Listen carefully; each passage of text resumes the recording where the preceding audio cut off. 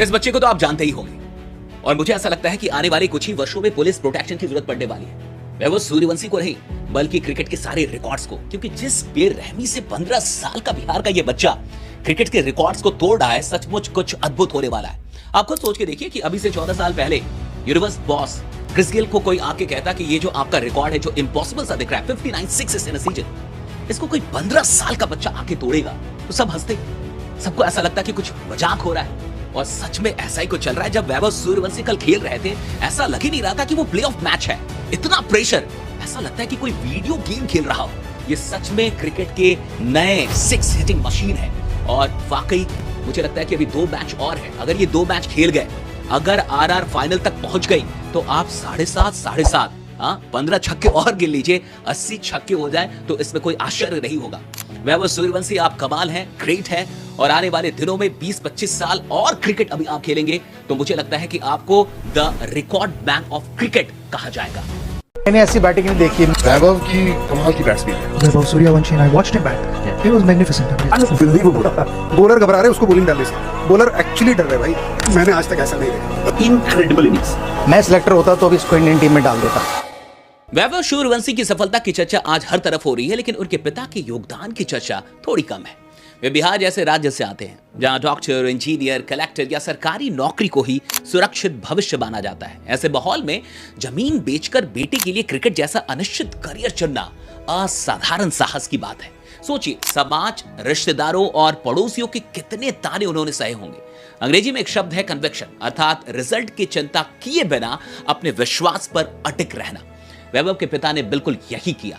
उन्होंने भीड़ की नहीं सुनी बल्कि अपने बेटे की क्षमता को पहचाना। आज परिणाम पूरे दुनिया के सामने है। यह समस्या सिर्फ बिहार की नहीं है, लेकिन बिहार में ये और गहरी है। यदि कोई बच्चा तबला बजाना चाहता है, अभिनय करना चाहता है, खेल में जाना चाहता है या फिर बिजनेस करना चाहता है तो अक्सर उसे ट्रेडिशनल रास्तों पर धकेल दिया जाता है। हर राज्य की अपनी एक संस्कृति होती है। हरियाणा में खेल, गुजरात में व्यापार, बंगाल में कला और संगीत, लेकिन बिहार में आज भी लीग से हटकर सोचने वालों को अक्सर पगला कहा जाता है। पंकज त्रिपाठी, मनोज वाजपेयी और संजय मिश्रा जैसे लोगों ने भी यही संघर्ष झेला है।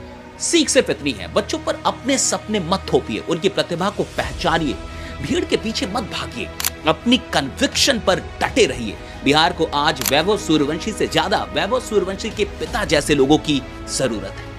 दोस्तों, हाल ही में हुए आईपीएल में वैभव सूर्यवंशी के 3 शतक लग सकते थे, लेकिन वो अनफॉर्चुनेटली नहीं लग पाए। 93, 96, 97 और ये सब कुछ हो रहा है एक आइडियोलॉजी के चलते, एक साइकोलॉजी के चलते जो स्पोर्ट्स की दुनिया में अभी चल रहा है कि भैया टीम के लिए खेलना है, पर्सनल माइलस्टोन के लिए नहीं खेलना है। और ये बहुत अच्छी बात है, लेकिन ये समझना काफी जरूरी है कि टीम के लिए खेलना और पर्सनल माइलस्टोन के लिए खेलने में क्या अंतर है। अब समझिए, अगर पहले बैटिंग हो रही है, मैं पहले बैटिंग कर रहा हूं और मैं एक बैट्समैन हूं और मैंने 93, 96 या 97 मार दिया है, तो क्या मुझे शतक मारने के लिए थोड़ा टाइम नहीं ले लेना चाहिए? क्या मुझे छक्का मारने की आवश्यकता है सिर्फ इसलिए कि अगर मैंने छक्का मारने की कोशिश नहीं की तो लोग ये कहेंगे कि मैं अपने शतक के लिए खेल रहा था? तो मेरा आपसे सवाल है कि जब कभी भी कोई बैट्समैन 90s में आउट होता है तो मनोबल किसका बढ़ता है? सामने वाली टीम का या फिर जो बैटिंग वाली टीम है उसका मनोबल बढ़ता है? आप देखिए कि जब कोई बैट्समैन 90s में आउट होता है तो कैसी सेलिब्रेशन होती है। वो जो फील्डिंग वाली टीम है ना, वो मानसिक तौर पे आगे निकल जाती है। उसको लगता है कि हम जीत गए क्योंकि हमने आपका शतक पूरा नहीं होने दिया।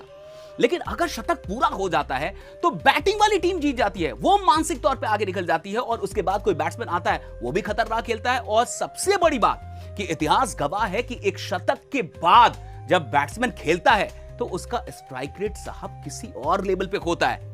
अब देखिए, आंकड़े कहते हैं कि जब भी ये आउट हुए 93 पे या 96 या 97 पे, तो अगले 10 बॉल पे आखिरकार टीम ने कितने रन बनाए। आईपीएल जैसी चीज में जब आप काउंट करेंगे तो अगले 10 बॉल पे 5 रन बने, 7 रन, 8 रन। भैया, यही 10 बॉल लेके अगर बैट्समैन अपने शतक को पूरा कर लेता तो अगले 10 बॉल में वो क्या करता? कहानी कुछ और हो सकती थी ना।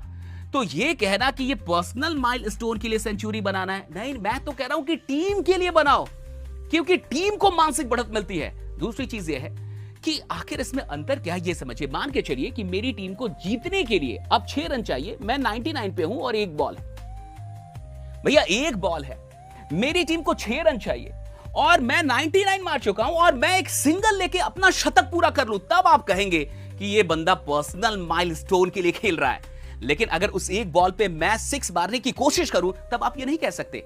बहुत लोग कहते हैं कि विराट कोहली पर्सनल माइलस्टोन के लिए खेलते हैं, तो कभी आंकड़े देख लीजिए कि जब कभी भी उन्होंने शतक मारा है, सेंचुरी मारा है, तो इंडिया 81% मैच जीती है, यानी 100 में से 81 मैच जीते हैं जब भी विराट ने शतक मारा है। इसलिए जितने भी यंग क्रिकेटर्स हैं उनसे मैं ये कहना चाहूंगा कि इस चक्कर में मत फंसो, इस कंफ्यूजन को क्लियर करो, और अगर आपको बात समझ में आई तो वैभव सूर्यवंशी तक भी इस वीडियो को जरूर पहुंचा दीजिए, टैग कीजिए हाँ सारे क्रिकेटर्स को, ताकि ये कंफ्यूजन क्लियर हो।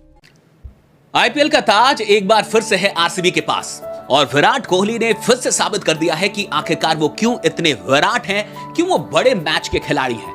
जब कल आरसीबी ने टॉस जीता तो सबको ऐसा लग रहा था कि फाइनल का मैच है, दबाव ज्यादा होगा, तो शायद आरसीबी बैटिंग ले लेगी, लेकिन आरसीबी ने बॉलिंग लिया क्योंकि उनके पास चेज मास्टर विराट कोहली थे। और विराट कोहली ने क्या पारी खेली, 75 रन की नॉट आउट सिर्फ 42 बॉल में। इस महान खिलाड़ी से हमें 3 बातें सीखने को मिलती हैं। पहली बात है कि अपने अंदर की भूख जिंदा रखें। विराट कोहली को देखिए, 38 वर्ष की आयु होने वाली है, लेकिन जब कोई विकेट गिरता है, जब कोई कैच ले ले, क्या सेलिब्रेशन करते हैं, क्या एक्साइटमेंट है, क्या एनर्जी है। इनके अंदर जीतने की भूख आज भी जिंदा है, जिसके चलते विराट कोहली सच में गोट है। दूसरी बात जो हम सबको सीखनी चाहिए वो है पेशेंस रखिए, धैर्य रखिए, वक्त आएगा तो हालात बदलेंगे, और वक्त सबका आता है। 17 साल लगे एक ही फ्रेंचाइजी में, कितनी क्रिटिसिज्म को झेलना पड़ा आरसीबी को, कितनी मतलब आलोचनाएं हुई हैं, कितनी बुराइयां हुई हैं आरसीबी की, लेकिन जब वक्त बदला है तो लगातार बैक टू बैक ये दूसरा आईपीएल ट्रॉफी आरसीबी के पास है। और तीसरी चीज, जिम्मेदारी उठाइए। देखिए, बड़ा खिलाड़ी वो नहीं होता जिसे सिर्फ खेलना आता है, बड़ा खिलाड़ी वो होता है जो बड़े मौके पे साबित करता है कि उसे खेलना आता है, उसे टीम को जीत तक लेके जाना आता है। आप देखिए विराट कोहली को, इनके स्टैट्स देख लीजिए। 2023 से जब भी इन्होंने किसी भी चेज वाले मैच में अर्धशतक बनाया है तो 10 में से 9 मैच आरसीबी जीती है, और यही कल भी हुआ, नॉट आउट रहे 75 रन, और अंत में तो क्या 6 मारा और आरसीबी को ट्रॉफी दिलाई। तो मैं आप सबसे कहूंगा कि इस खिलाड़ी से ना बहुत कुछ सीखने लायक है। अगर आपको भी विराट कोहली पसंद है तो जरूर यहां कमेंट में मुझे बताइए। इस वीडियो को ध्यान से देखो, इसमें क्या हो रहा है। इसमें 2 हथौड़े हैं। मैं तो ये कहूंगा कि दुनिया में सिर्फ 2 प्रकार के लोग होते हैं। पहले वो जो सिर्फ काम करते हैं, जिंदगी भर काम करते रहते हैं, एक्शन लेते रहते हैं, लेकिन उनको ये नहीं पता चलता कि जिंदगी भर काम करने के बाद भी वो गरीब क्यों रह गए।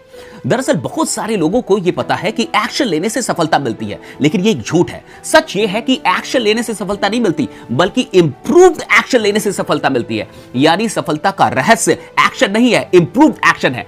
इसलिए आपको अपने मिस्टेक्स को फाइंड आउट करना चाहिए, और जब आप एक्शन ले तो पुराने मिस्टेक्स को दूर करें ताकि आप बेटर हो, और जब तक आप बेहतर नहीं होंगे तब तक आपके रिजल्ट भी बेहतर नहीं होंगे। इसलिए याद रखिएगा, एक्शन नहीं, इंप्रूव्ड एक्शन लेना है।